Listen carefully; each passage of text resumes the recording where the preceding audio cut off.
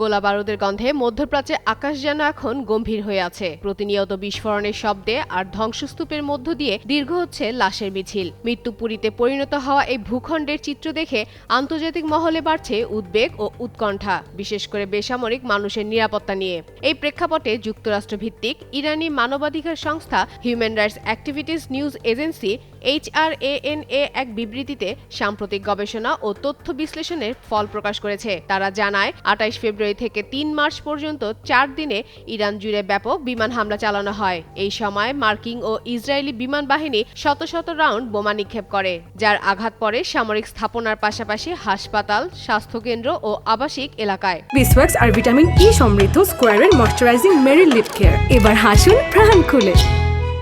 HRAN এর তথ্য মতে 28 ফেব্রুয়ারি ইরান ইসরায়েল যুক্তরাষ্ট্র যুদ্ধের শুরু হওয়ার পর থেকেই মাত্র 4 দিনে ইরানে নিহত হয়েছেন 1097 জন বেসামরিক নাগরিক। নিহতদের মধ্যে 181 জন শিশু, যাদের বয়স 10 বছরের কম।